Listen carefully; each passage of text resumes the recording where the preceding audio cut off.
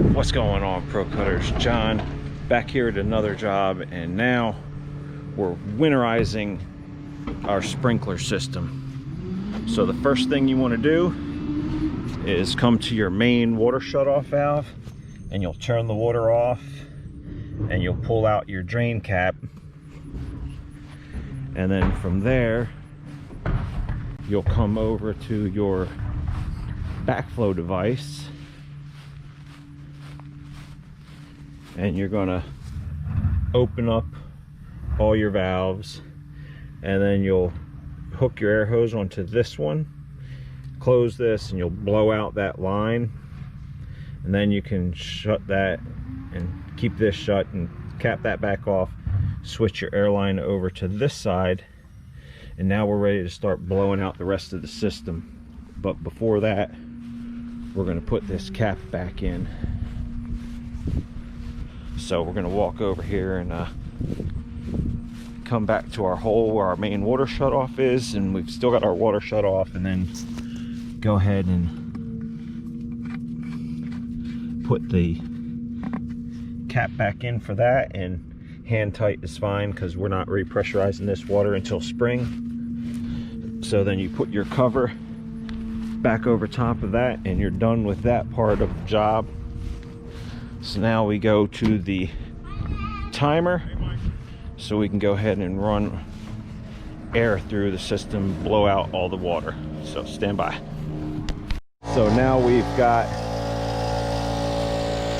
the first zone running, and you can see water's coming out right now, and that's what we're doing with the compressed air. We're blowing all the water out of the system, and that way in the winter time when things freeze, you don't have water in your system, it doesn't get frozen.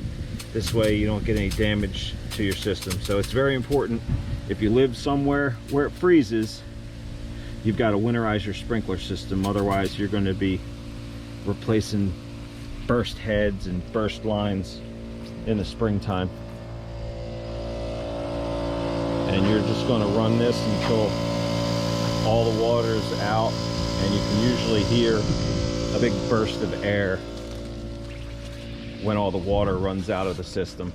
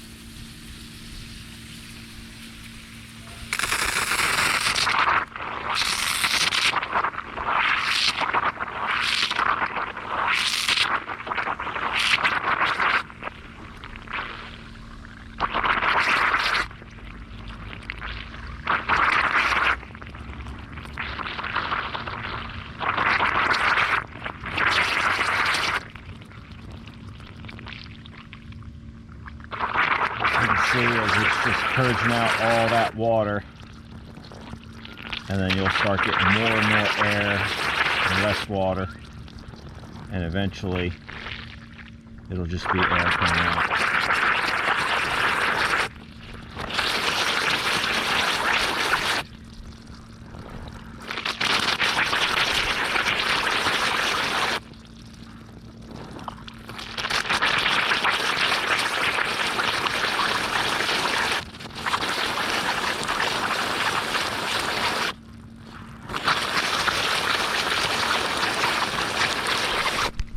And so after you blow all the water out of the system, you're going to remove your backflow device, and then you're going to want to take and just put like a plastic water bottle over top of each of those to protect those, and store your backflow device in your garage or basement to keep it from freezing. And then shut your timer to the off position. That's really all it is to winterizing your system. So if you need to do it yourself, now you can. Otherwise, call me or another professional. Have a great day. Thanks for watching. All right, let me show you a trick here. In case your customer's not home and you need to run these sprinklers to winterize them. So if you don't have access to the timer, you can just come right to the solenoid box, and you can see where that says on and off, and just give that a twist. About a quarter turn will do it, and it'll activate that system.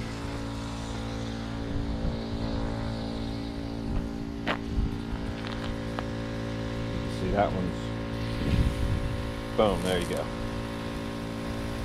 So now just let all the water run out of them. And a good tip is find the lowest point on your zone, which it looks like it's going to be this one right here is going to be the lowest point. So that's where your water is going to come out from last. So after that one stops putting water out, you know that zone is completely empty.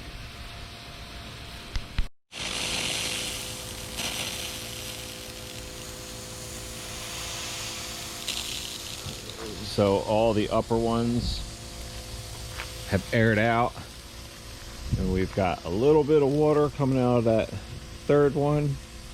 The second one has some water, and now we're just waiting on the last bit of water to come out here, and you can see it's starting to pressure down now. Still a little bit coming out of there.